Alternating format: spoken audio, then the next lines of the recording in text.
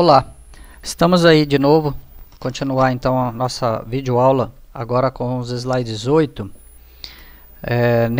Nesse conteúdo nós vamos aqui recomendar para vocês alguns assuntos associados ao teste de estacionariedade, os Unit Root Tests, para investigar se a série necessita de alguma diferença ou logaritmização, alguma coisa assim necessária para torná-la estacionária. Nós vimos que a estacionariedade é um problema razoavelmente sério, né? E que pode levar a regressões espúrias. Então nós precisamos ter consciência se a série é estacionária ou não. Nós já falamos para vocês que uma forma de investigar isso é pela inspeção dos gráficos da autocorrelação, da função de autocorrelação parcial. Nós fizemos isso em outras videoaulas. E a inspeção visual nem sempre é a mais precisa. Muitas vezes ela deixa o pesquisador com alguma dificuldade na hora de interpretar o que está acontecendo. Então, alguns autores desenvolveram testes estatísticos, testes de hipótese, e nós vamos falar sobre eles aqui para vocês. Recomendo a literatura do livro de econometria do Rodrigo Bueno, o livro do Hindman e Athanasopoulos, é um ótimo livro. Vocês podem abrir ele no Chrome e pedir para traduzir, né? Tem a versão 3 também, mas nós estamos mais em cima dessa versão, dessa edição 2, tá certo? E vocês vão encontrar conteúdo também dentro dos livros do professor Pedro Costa Ferreira, lá da FGV, e alguma coisa dentro do livro do professor Marcelo Perlin, um livro bastante interessante.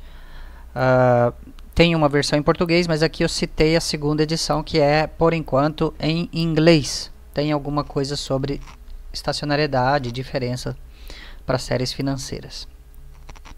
Então, nós falaremos especificamente sobre os testes do Dickey-Fuller aumentado, que é um dos mais usados na literatura, o teste de Phillips-Perron, que é um teste também considerado na literatura, e um que vem ganhando bastante destaque, inclusive é recomendado pelo professor Hindman, que é o do KPSS, né? Esses quatro autores aqui, Kwiatkowski, Phillips, Schmidt, Shin. Então nós vamos falar sobre esses testes. Então imaginem aqui o Dickey-Fuller, ele parte de um processo autorregressivo de primeira ordem, portanto nós temos uma série x em t, dependendo de uma série em t, da mesma série, né, do x em t menos 1, de valores passados, portanto.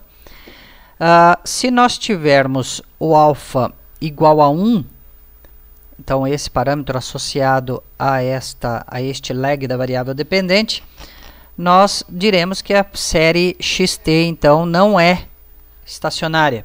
Isso para nós é um problema.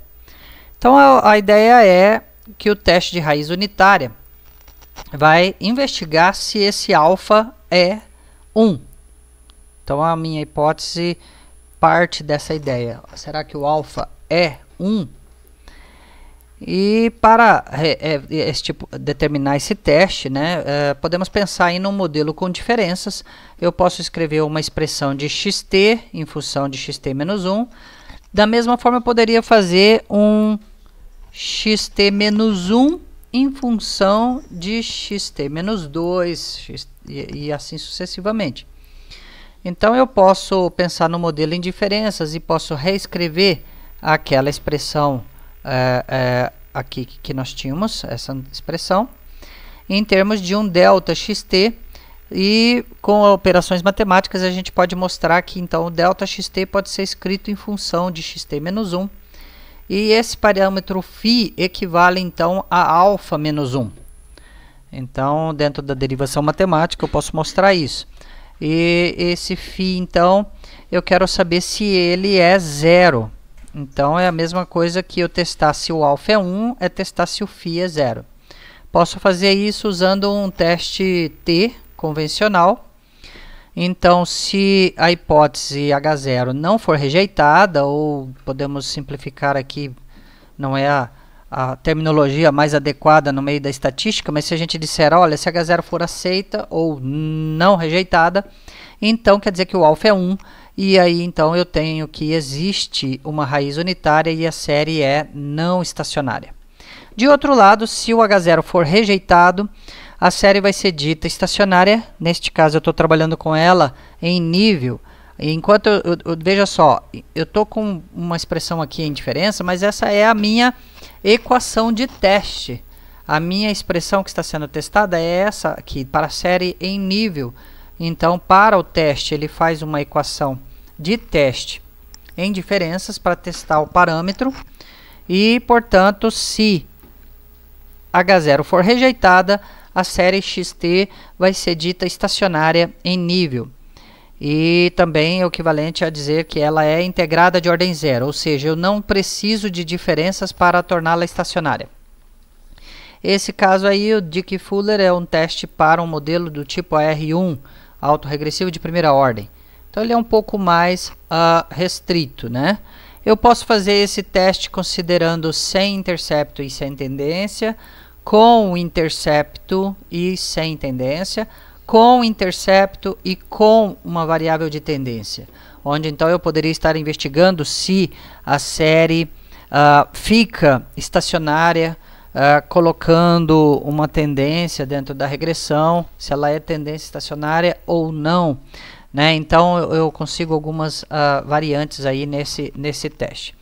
O teste padrão, ele pode considerar a variável dependente defasada e outras variáveis independentes xt. Então, o teste para o φ é um teste T. Nesse caso, é provado que o teste é não convencional, onde os limites de cálculo para T, os limites tabelados são diferentes. E aí foram tabulados aí por McKinnon, o livro dele, o livro, né, Davidson e McKinnon, você encontra essas tabelas que depois foram difundidas aí, quase todos os livros de econometria têm essas tabelas, tá certo?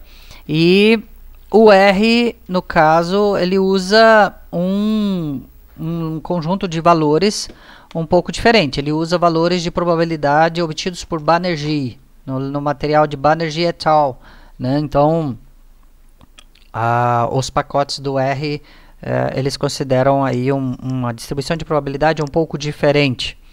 O Dickey-Fuller, ele é um teste válido apenas para R1. No caso, quando nós formos trabalhar com mais lags, a RP, então a gente vai usar o que a gente chama de Dickey-Fuller aumentado. Então, o Dickey-Fuller aumentado, ele nada mais é do que um Dickey-Fuller, onde eu tenho mais termos. E se eu fizer, então, aquela derivação a partir da minha expressão original de xt em função de xt menos 1, se eu fizer diferenças, então diferença para a primeira, para a segunda, para a terceira, para a ordem P, podemos mostrar matematicamente que essa expressão de teste então vai ser um delta P de xt em função de delta P em ordens menores, aqui uma ordem P menos 1, e também em função de delta P xt menos 1, delta P xt menos 2, delta P xt menos P. E aí nós queremos saber então se esse φ é zero, que equivalerá a dizer que o alfa é 1, ou seja, a série é não estacionária. Em caso alternativo, o alfa o φ é menor, é diferente de zero, tá certo? Então, então aí ele vai dar um resultado rejeitando, o HA seria quando a gente rejeita o H0, e aí a série seria estacionária. A hipótese nula é a hipótese de que a série é não estacionária. Deixa eu corrigir então. A hipótese nula é a série não estacionária. Ou a hipótese alternativa, a série é estacionária. Ok? E aí, então um caso mais geral, então a gente tem aqui um delta y da série t, alfa yt menos 1 e variações passadas de yt. Posso ter variáveis independentes, essa é a nomenclatura que está lá no manual, no user guide do eViews. E então estamos testando o parâmetro da minha variável y em t-1. Algumas dúvidas vão surgir com respeito à inclusão ou não. Será que eu devo incluir variáveis explicativas ou não? Posso incluir, eu posso, tá certo? Eu dependeria então de decidir isso, se eu quero ou não incluir. Posso incluir uma tendência, posso incluir um intercept, posso incluir todas essas opções.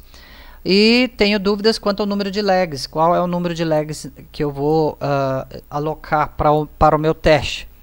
A gente deve ter parcimônia. Muitos regressores podem atrapalhar o teste, mas a gente deve ter parcimônia, ok? E então, se os legs forem 0, ele vai equivaler ao Dickey-Fuller padrão. Maiores que zeros, eu tenho o ADF. E eu vou ter que encontrar quantos legs forem necessários, de modo que eu não tenha resíduos autocorrelacionados. Então, se nós fizermos uma estimativa e percebermos que os resíduos não são ruído branco, o meu ARIMA vai ser invalidado, eu vou ter que aumentar o número de legs para avaliar o meu modelo. No pacote T-Series, a gente tem um teste aí que é bastante tradicional, bastante visto, sendo utilizado. Vários outros se baseiam no T-Series. Também tem o pacote Urca também, que é bastante utilizado. Ele vai ter a função ADF Test. ADF Test, X é a minha série que está sendo analisada. E eu posso considerar o meu H0 da forma como eu coloquei anteriormente, que o H0 é que a série é não estacionária, ou eu posso usar esse procedimento aqui, escrevendo Alternative Explosive. Nesse caso, eu estarei invertendo a hipótese nula, ou seja, eu estarei colocando que a hipótese nula é estacionária e a alternativa é explosiva. O procedimento padrão é que o H0, a minha série é não estacionária e a alternativa é estacionária. Se eu inverter, se eu colocar aqui explosive, eu estou invertendo a hipótese. E de praxe, ele usa o K, o número de legs aqui, um truncamento do comprimento da série -1 elevado à raiz cúbica, ou seja, elevado a 1/3. Então, no R, o meu default é esse, é t-1 elevado a 1/3, para ter o comprimento da série temporal. Ele vai incorporar intercepto e tendência no teste, é o padrão dele. E o H0, a série é não estacionária, então ela tem uma raiz unitária. Portanto, o meu objetivo aqui vai ser rejeitar o H0 de modo que a série seja considerada estacionária. Eu vou tentar isso, né? Nem sempre isso é possível. Mas então a gente pode realizar isso de um modo bem fácil. Eu vou mostrar os slides primeiro, depois eu vou mostrar o exercício executando isso aí. Então aqui no R a gente vai simplesmente colocar aqui, eu estou dando um nome aqui para o objeto. Então a função ADF Test e aqui o nome da série. No meu caso eu estou usando aqui a série Varejo MS.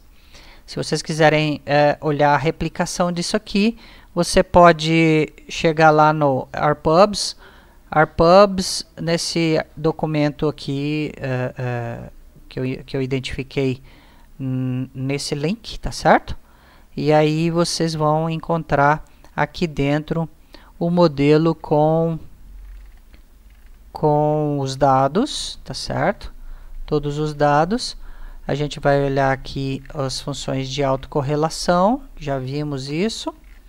E temos aqui, um pouco à frente, o meu teste para a raiz unitária, ok? E aí, então, nós temos a replicação desse mesmo exercício, tá certo? Então, a gente tem aqui, então, ADF teste.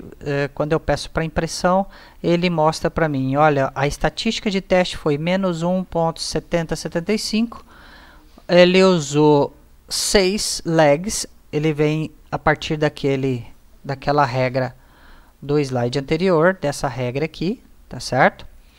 E o p-value dele foi 0,69. Então eu tenho aqui um valor bem acima do meu nível de significância, portanto é maior do que 0,10. E alguém poderia usar 0,05, não tem problema, mas eu estou usando 0,10. Então maior do que 0,10 eu estou aceitando H0 ou não rejeito H0. Portanto, eu estou com o meu H0, que a série é não estacionária. E eu fiz aqui uma outra tentativa onde eu forcei para o K igual a 12. Eu mudei a hipótese H0. Então veja, aqui eu inverto o H0. Eu estou falando que a alternativa é explosiva. Então o H0 agora eu estou falando que ele é estacionário.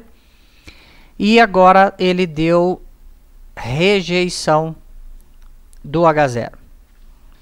Tá? Com lag igual a 12, a minha alternativa é que ele é explosivo, eu rejeito o H0, então eu estou dizendo, olha, ele é explosivo. Tá, ok? Ele é explosivo. Então veja que nos dois casos eu estou chegando que a série é não estacionária em nível. Não estacionária. Aqui, porque o meu H0 era série não estacionária. Aqui, por quê? Porque a minha alternativa é que é explosiva. Então eu estou rejeitando H0, estou aceitando a alternativa e a alternativa está falando é explosiva, ou seja, é não estacionária. Tá ok? Toma cuidado para quando você estiver fazendo assim. O teste de ADF tradicional é da forma como esse aqui em cima. Então a gente tem que tomar cuidado aí para não confundir esse raciocínio.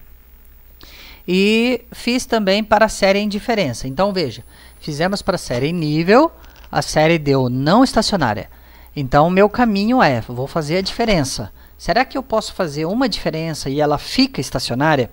Então aqui é o que nós fizemos. Nós fizemos uma diferença na série.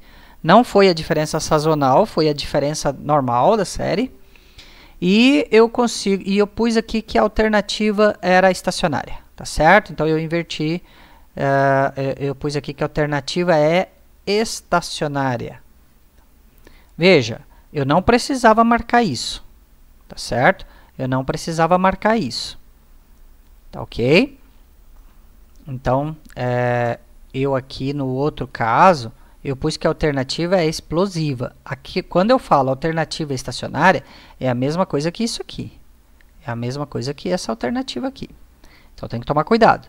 Então, aqui eu estou. A série está em diferença. Eu falei alternativa estacionária. Eu rejeitei. Não rejeitei. Deu 0,11. Foi pouquinho acima do 0,10, mas foi acima do 0,10. Então eu aceitei H0. Quem é H0? Não estacionário. Quem é HA? HA estacionário. Eu não estou com HA, eu estou com H0. Eu aceitei H0. Então a minha série é não estacionária na primeira diferença. Tá ok? E aqui embaixo? Aqui eu rejeitei H0. HA, então, está sendo aceita. Então, rejeitei H0, fiquei com HA. HA quer dizer estacionária. Então, veja, a série é não estacionária para K igual a 12, mas ela é estacionária para K igual a 6. Então, eu preciso tomar cuidado com isso. O que está acontecendo com essa série? Tá certo? Isso aí é uma indicação de que você tem que olhar melhor essa série. Então, eu sempre falo, olha o gráfico, olha as funções de autocorrelação, olha o teste. Tomem muito cuidado, porque às vezes a pessoa usa um procedimento robotizado, um procedimento automático, e não tem essa compreensão. E aí o robô ele vai agir de acordo com o que você pôs. Se você não colocar nada, olha, aqui eu não especifiquei o K. Ele está no padrão. No padrão ele está falando rejeita H0, a série é estacionária. Mas aqui, o padrão dele, ele está usando lag 6. Mas veja, se eu mudar para um lag 12, ele inverte o raciocínio. Então, por que isso? Um pouco a gente já sabe. A gente já viu na outra videoaula. A série de varejo ela tem uma sazonalidade. Então, eu tenho que tomar cuidado com isso. Às vezes eu posso estar com uma necessidade de fazer uma diferença sazonal. Tá? Então a gente tem que tomar cuidado para essa interpretação correta do nosso modelo. Aqui o Hindman, no livro dele, ele traz uma solução interessante, que são as funções NSDiffs e NDiffs, que vão nos ajudar a olhar o número de diferenças sazonais e o número de diferenças que eu preciso. Então, essas funções vão servir para isso. Elas vão nos dar um valor. Olha, você precisa de 0, 2 diferenças para tornar a série estacionária. Então, ela tem esse código aqui, que eu reproduzi do livro do Hindman, ele está lá naquela seção 8.1, na versão 2. Então, imagine que a minha série varejo eu chamei de X, o meu NSDiffs é o número de diferenças sazonais, ele fala para mim, precisa de uma diferença sazonal.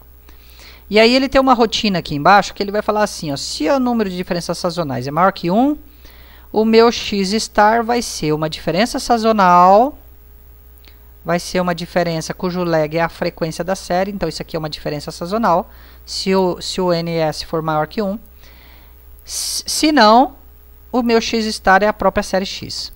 E aí depois disso você executa essa aqui não sobre X, mas sobre X*. Então, o número de diferenças sobre X*, se nesse caso aqui teve uma diferença sazonal, ele fez a diferença sazonal primeiro para depois fazer a investigação de quantas diferenças. E aí ele fala uma diferença. Então eu precisei de uma diferença sazonal, uma diferença simples, e ele vai gerar uma série X* como saída. E aí eu posso rodar então o meu autoarima sobre X*. Verifiquem que nesse caso ele vai dar 0 aqui, por quê? Porque o X* já foi diferenciado. Então eu já retirei a diferença que era necessária, tanto a diferença simples como a diferença sazonal. Então ele vai aparecer 0. E aí ele dá meu resultado aqui para o resultado do autoarima. Tá certo? Nesse caso, ele dá um resultado igual ao que eu faria para o autoarima sobre X, portanto sobre varejo MS, só que agora ele não fala que tem que ter diferença, nem diferença sazonal.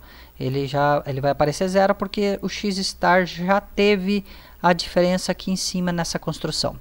Esse X* também é um procedimento interessante para quando você quer usar o ETS, porque o ETS não está considerando a questão da estacionariedade, da integração. Então, se você quiser usar o ETS de forma bem correta, você deve gerar esse X* antes de fazer o ETS. E aí você vai ter um forecast considerando essas relações, tá certo? Então aqui, se eu fizer o autoarima com essa expressão aqui, com stepwise false e approximation false, ele vai dar algo um pouco diferente ainda. Por quê? Porque o autoarima tradicional ele está considerando um número de lags. Ele está considerando ali um max lag, max P, max Q, que a gente falou isso na outra aula. Aqui nós estamos deixando, quando a gente coloca stepwise false, approximation false, nós estamos dando a chance dele trabalhar de forma mais flexível e, portanto, obter outros tipos de defasagem. O teste do KPSS também é um teste que o Hindman recomenda. Ele é popular, a hipótese nula dele é que os dados são estacionários, portanto eu desejo não rejeitar H0. Então, para pequenos valores de P, se uma probabilidade menor do que 0,05, eu vou ter rejeição de H0 e aí sim eu vou precisar fazer diferença da série. KPSS bastante simples, dentro do T-Series, só você colocar a função kpss.test de x, no nosso caso varejo MS, e ele fala aqui, olha, o p-value 001. Então, nesse caso ela é não estacionária, eu rejeito H0. Nesse caso aqui, vamos lembrar, H0, série estacionária, rejeitei H0, quer dizer que ela é não estacionária, tá certo? Então, da mesma forma que nós tivemos antes. A gente pode especificar nível, tendência para a equação de teste e a gente pode então investigar outras variantes aí nesse teste. O teste do Phillips-Perron ele usa uma estrutura parecida com a do Dickey Fuller, sem o termo da média móvel, e ele estaria então corrigindo a estatística de teste. É falado que o teste de Phillips-Perron é mais indicado quando a amostra é muito grande ou se pode assumir que suas características não se alteram ao longo do tempo. Existem vários pacotes aí. O BETS tem uma sugestão de um teste de raiz unitária, tanto para o ADF como para o KPSS, como para o Phillips-Perron. São alternativas que a gente tem também. O Phillips-Perron ele é baseado nessa equação, parecida, portanto, no Dickey Fuller. A estatística de teste vai ser um pouquinho diferente. Para o T, vai ser um alfa dividido pelo desvio padrão de alfa. A estatística de teste vai ser esse formato aqui. Ela vai ter um ratio aqui, mas a estatística de teste vai ser essa, para o T. Tá certo? Onde eu tenho aqui um estimador de espectro para frequência zero, eu tenho aqui alguns outros covariância e tal para relacionar essa estatística de teste. E eu vou ter que escolher se eu quero constante, se eu quero com tendência ou se eu não quero nenhuma na equação de teste. Então o Phillips-Perron é uma alternativa não paramétrica para controlar correlação serial quando a gente está testando raiz unitária. Então ele vai fazer uma função Dickey Fuller não aumentada, ele modifica o teste T de modo que a correlação serial não altere a distribuição do teste estatístico. Tá certo? Então é uma tentativa de obter um T mais correto, um teste T mais correto, né? Nesse caso também, o meu H0 é que a série é não estacionária em nível, o meu H0, e eu vou usar essa estatística pp test, essa função do pacote T-Series, onde eu quero, então eu vou olhar o valor da probabilidade se eu aceito H0 ou rejeito H0. Se eu aceitar H0, se eu não rejeitar H0, então a série é não estacionária. O Davidson e McKinnon, ele fala que o teste tem um desempenho pior para amostra finita. Então aí ele defende que seja usado o próprio ADF. Aqui o PP teste, então, do Varejo MS. Eu vou ter então a estatística de teste. Eu vou ter um valor da probabilidade. Nesse caso aqui, rejeitei H0. O meu H0 é que a série é não estacionária. Portanto, eu estou confirmando que o Varejo MS é uma série não estacionária. Se a série for curta, tá certo? Então eu vou ter aqui um outro parâmetro para truncamento, mas ele está dando a mesma coisa também. Eu estou tendo aí que a série é não estacionária. Então eu vou parar essa videoaula aqui, tá certo? Mas vocês podem depois então visualizar esse exercício, é o mesmo que está aqui no Warpubs. É só ir executando os mesmos comandos que nós temos aqui e ele vai replicar exatamente a mesma coisa que nós mostramos ali nos slides. Vocês podem olhar lá no ambiente virtual de aprendizagem, vocês vão achar todo esse script lá, ou vocês poderão usar o script que sai aqui desse post, onde aqui em cima você pode obter o RMD dele e reproduzir, portanto, todo esse post. Ok? Até mais então. Obrigado.